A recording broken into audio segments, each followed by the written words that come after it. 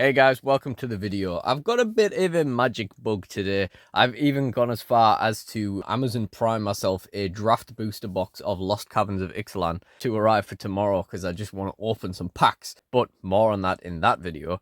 But still hasn't quite satisfied me, so I decided it's time for me to open one of the Fallout Precon Commander decks.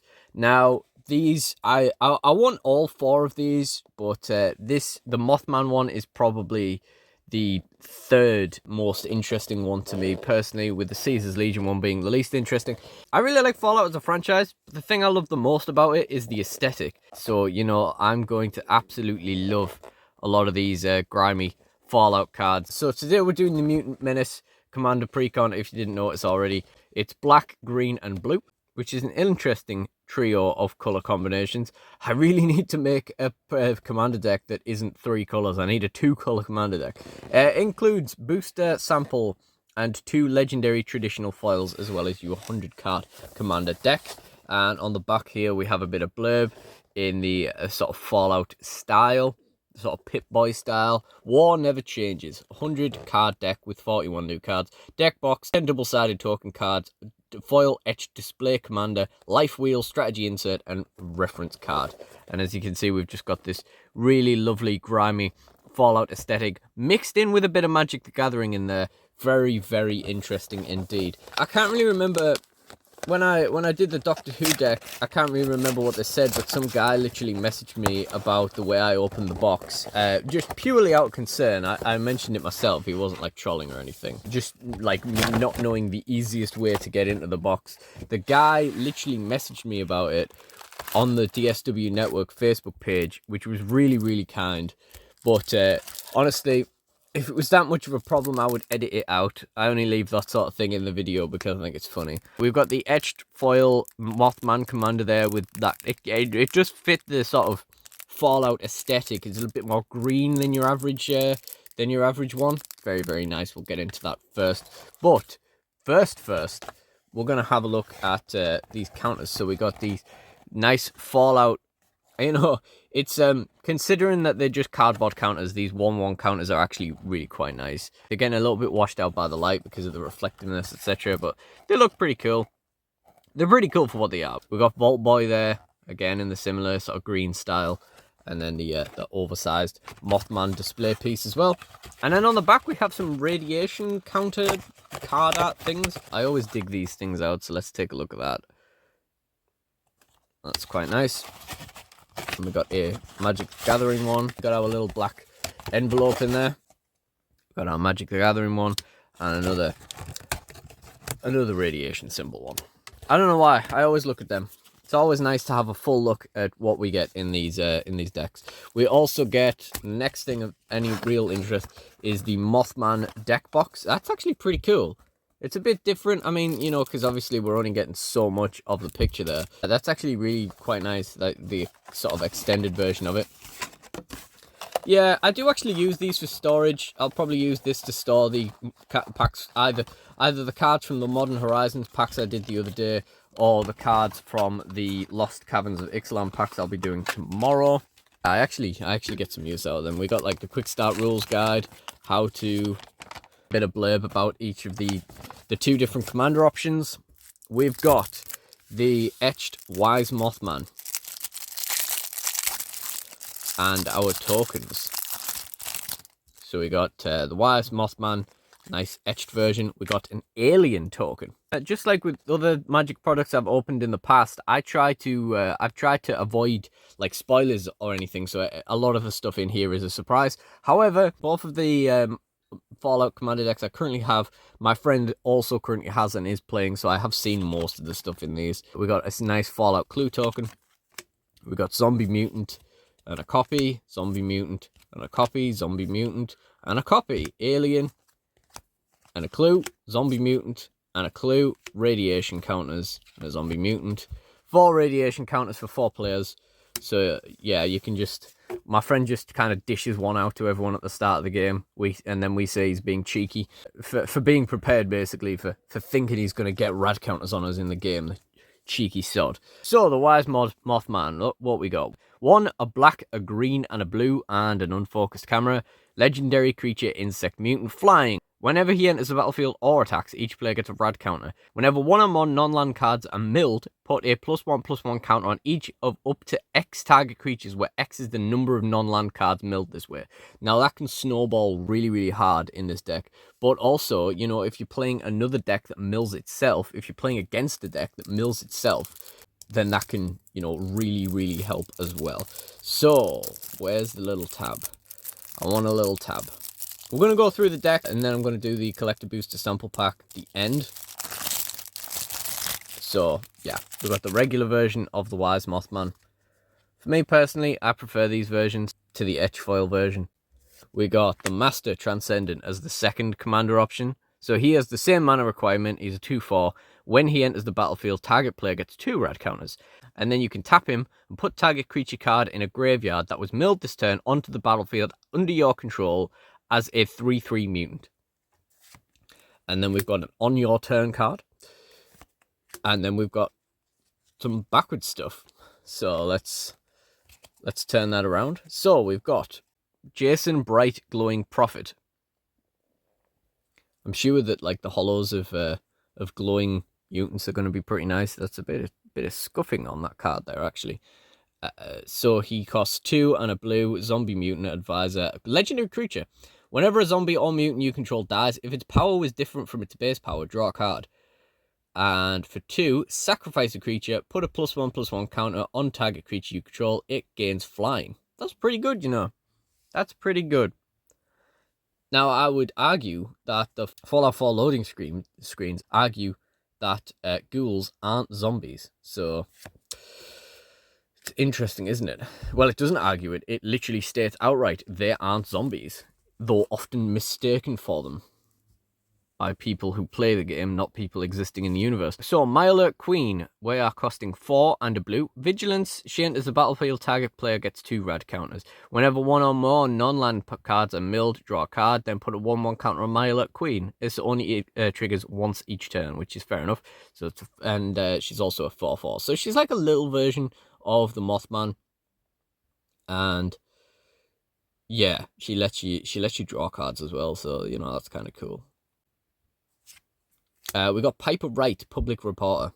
Not really sure why she's in this deck, but rather than the Dogmeat deck. You know, she could have just been a white creature in that. I think that would have made more sense. But I digress. Whenever she deals combat damage to a player, investigate that many times. Whenever you sacrifice a clue, target creature you control gets a +1/+1 counter. And she costs 1 and a blue, and she's a 1/2. Radstorm. It costs 3 and a blue. Storm and Proliferate. Very simple. Very simple if you know your keywords. Struggle for Project Purity. That costs 3 and a blue.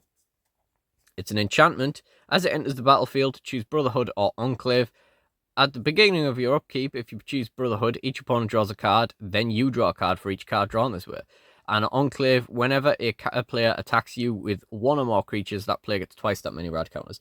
As I definitely a Brotherhood kind of guy. Like, Nekazar the Mind Razor is a bit of a degenerate card to some people, but like that's my kind of playstyle, is let other people draw and then draw. Feral Ghoul, this is a pretty good card. Again, should it be a zombie? 2 and a black. Menace. Whenever another creature you control dies, it gets a +1/+1 counter, and when it dies, each opponent gets a number of rad counters equal to its power. So it's already giving you 2 rad counters.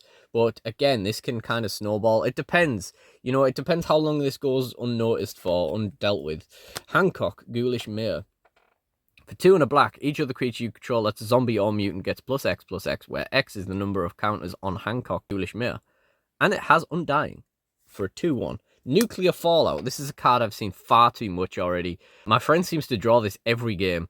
X and 2 black. Each creature gets twice -X/-X until end of turn, and each player gets X rad counters. Actually, we might have been playing that wrong. I feel like we might have been playing that wrong. I feel like we might have been playing it the same amount of rad counters as twice XX. We might have been playing that wrong. However, yeah, my friend seems to draw this every game, and you know it's a board wipe at the end of the day. He kind of set me up for game accidentally by board wiping me with Pirates, milling my Port Razor, and then, you know, I just brought it back with Beckett Brass and steamrolled everyone. Screeching Scorch Beast. and that costs 4 and 2 black. Flying Menace. Whenever Screeching Scorch Beast attacks, each player gets 2 rad counters. Whenever 1 or more non-land cards are milled, you may create that many 2/2 black zombie mutant creature tokens. That's pretty good, but that is once per turn, and it's a 5/5. Vault 12, the Necropolis. Each player gets 3 rad counters. Create X 2/2 black zombie mutant creature tokens, where X is the total number of rad counters among players. Put 2 +1/+1 counters on each creature you control that's a zombie or mutant, and that costs 4 and 2 black. Harold and Bob First Newmans. Now this is an interesting card, but it's a little bit kind of, complicated.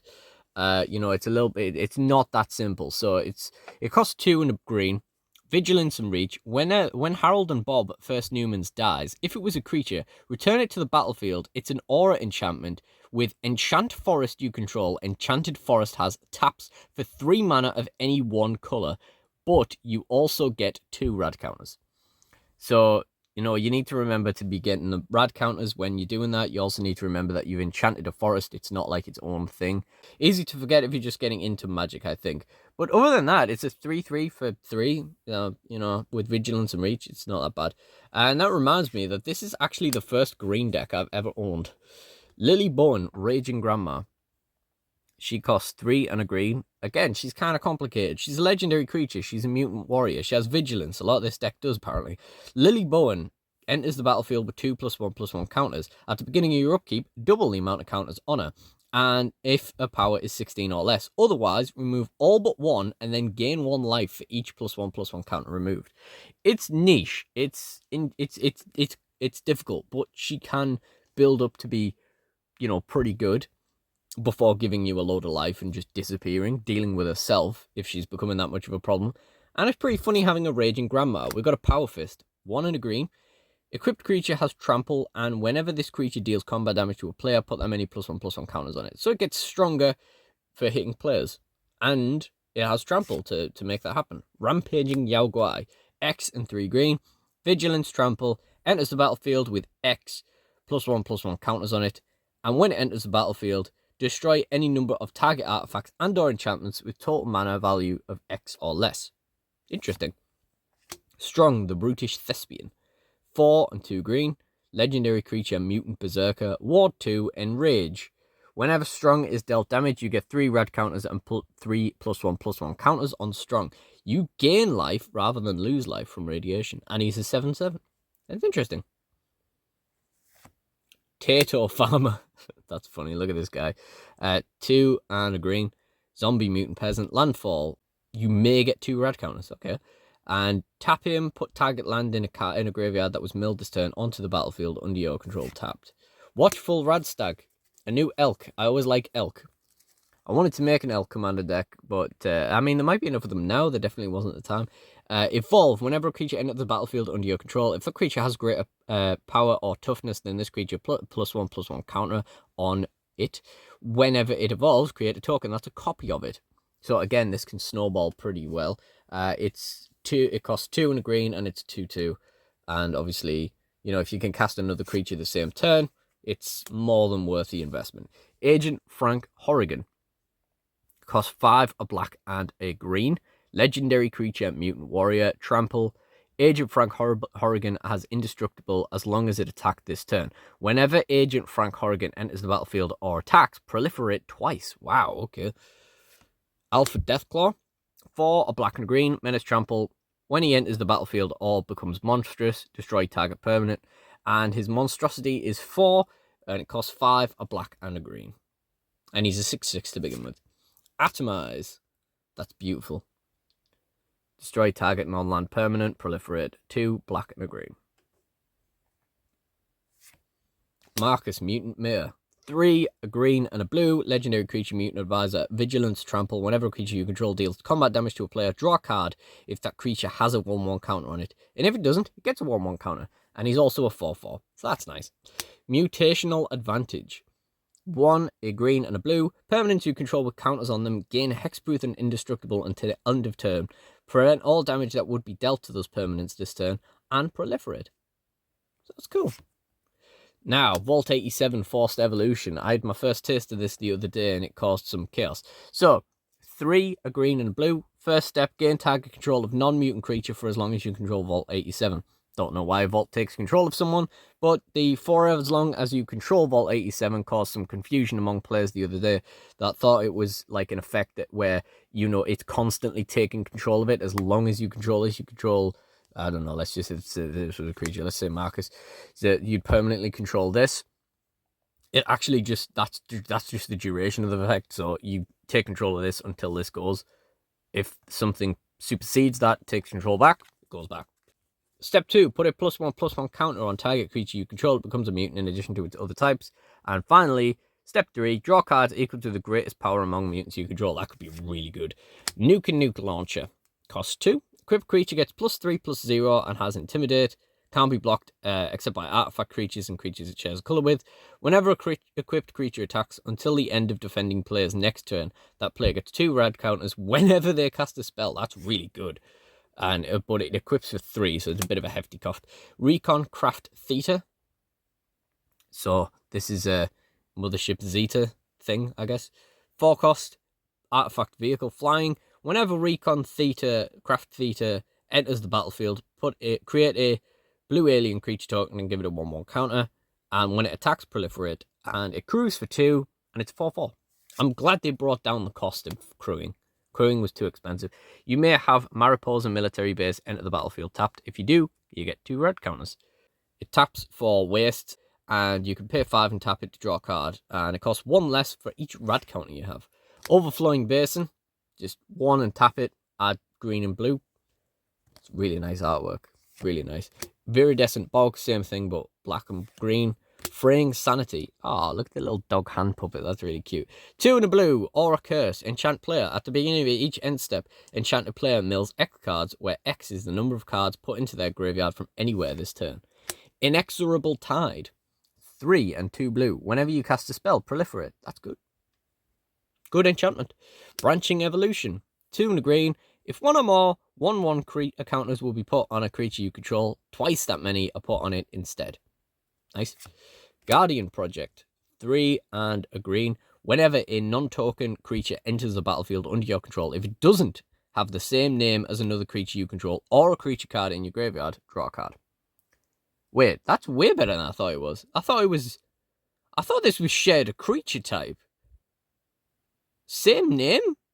Well, okay, so basically, whenever you're not doubling a token, you draw the card. That's so much better than I thought it was. But it was also already really good when I just thought it doesn't share a creature type. That's crazy. That's really good. Hardened Scales, 1 green.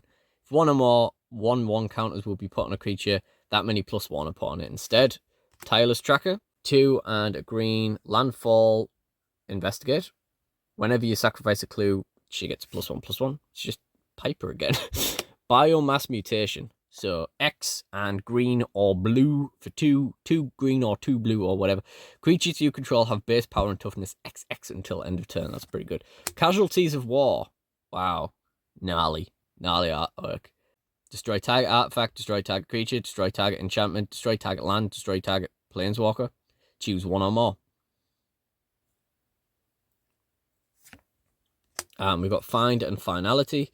Return up to 2 target creature cards from your hand to your graveyard. So, wrong way around. From your graveyard to your hand. And 4 black and a green. You may put 2 +1/+1 counters on a creature you control. Then all creatures get -4/-4. Nice. Darkwater Catacombs. Drowned Catacomb. That's enters tapped unless you control an island or swamp.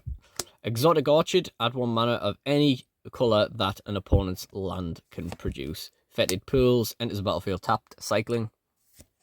Hinterland Harbour. Enters tapped unless you control forest or island. Nesting Grounds. Taps for waste.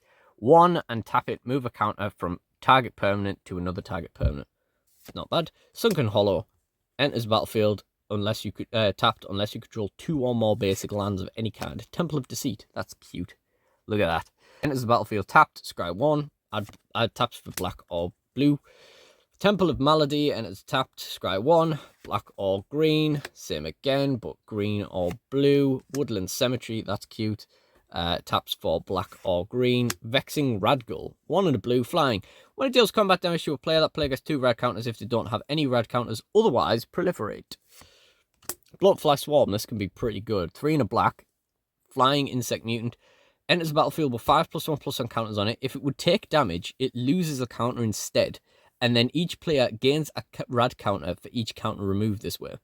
So it can theoretically dish out 5 rad counters. And it can also survive for a fair while as well. So, Infesting Radroach, 2 and a black, can't block, flying. Whenever it deals combat damage to a player, they get that many rad counters. When an opponent mills a non-land card, if it's in your graveyard, you may return it to your hand. That's annoying. Cathedral Acolyte, 1 and a green. Each creature you control with a counter has Ward 1. And you can tap it to put a 1/1 counter on target creature that entered the battlefield this turn. Glowing One. Nice, I love the Caravan. 2 and a green. Death Touch. When it deals combat damage to a player, they get 4 rad counters. Whenever a player mills a non-land card, you gain a life. Lumbering Megasloth. 10 and 2 green. 1 less to count for each counter among players and permanents. So that includes your rad counters, that includes your +1/+1 counters. Trample, and it enters the battlefield tapped. But it's an 8/8. Contaminated Drink. Oh, wow, I like that. That's nice. X, blue and black. Draw X card. Then you get X. Then you get half X rad counters rounded up. That's fair enough. Nightkin Ambusher. 2, a blue and a black. Ward 2. Whenever ETB, target player gets 4 rad counters. Can't be blocked as long as the defending player has a rad counter. That's good. Raoul, Troubleshooter. 1, a blue and a black.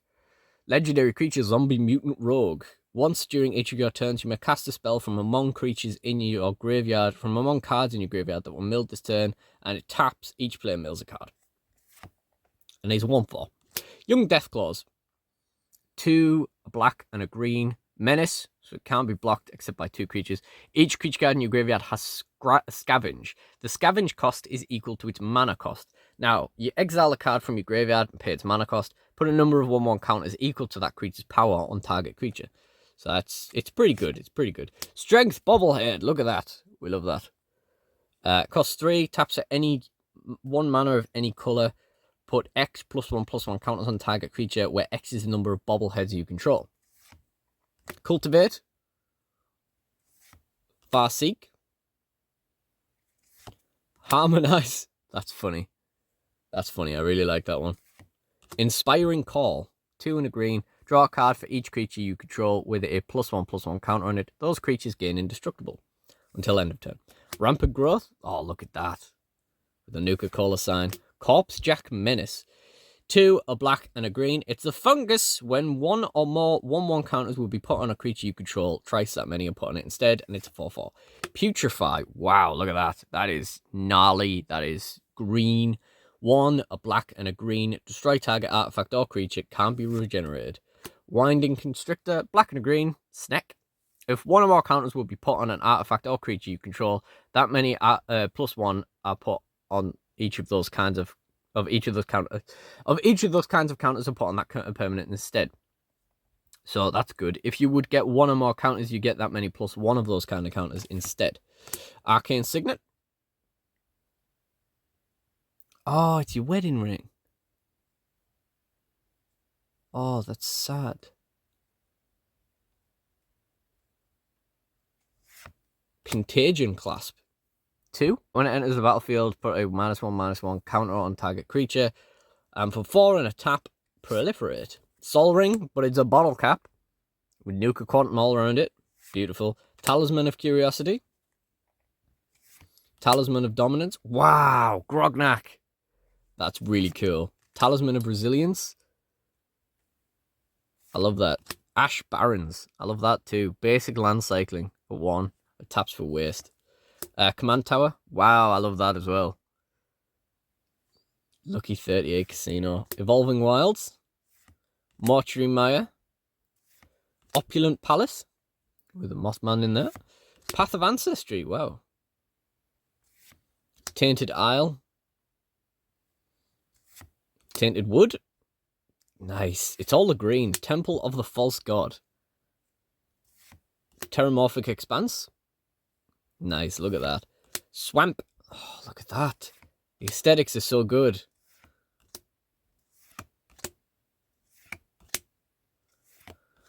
Wow.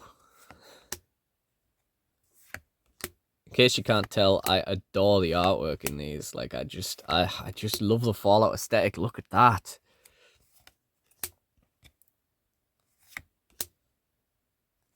Maybe I'm wrong. Maybe I'll never get tired of this stuff. So that is the deck. And now we've gone through the whole thing, we can finally get to the 2-card. Well, first of all, in the envelope, we got the life wheel with Mothman on it. And then we can finally get to the 2-card booster pack to get some amount of, you know, the itch to open pack scratch. We've went through a 100-card commander deck just to open this 2-card sample pack. And the artwork's really nice. Look, we've got the really nice yellow rust on it as well. I actually might have bought some collector boosters for this set. However, we don't seem to have gotten them over here in the UK. Now, my friend got a Showcase Pip-Boy card out of his. I'm going to open this from the top because I want to preserve the pack. So the standard is high. I don't expect to actually get anything good. He notoriously gets good pulls and stuff. But I mean, that is pretty impressive, a showcase card in a sample booster. So let's see what we got. Oh, nice! We got a Cazador. We got Moira Brown Guide Author with extended art. When Moira Brown Guide Author enters the battlefield, create a colorless equipment artifact token named Wasteland Survival Guard. Equipped creature gets +1/+1 for each quest counter among permanents you control, and equip one whenever you attack, put a quest counter on target non-land permanent you control. Okay. And Ruinous Ultimatum. Wow. That is a board wipe and a half for Caesar's Legion. I'm going to guess that's actually in the deck. But at least we've got the extended art. So, you know, we might be able to sell these on in the future, I suppose. And that is everything for this video. So if you enjoyed this video, please do like, comment, and subscribe. I will be opening the other Fallout precons at some stage, and if they're already out, they will be in the end screen at the end. And if not, you can check out more Magic the Gathering content in the DSW tabletop playlist in the end screen. I really do appreciate you guys joining me, so thank you all for watching, and goodbye. When I did my Doctor Who precon opening, I literally had someone message the DSW Network Facebook page about how to correctly open the precon boxes. And this is clearly not it. Perforated side has fooled me once more. Let's just rip her open from the box.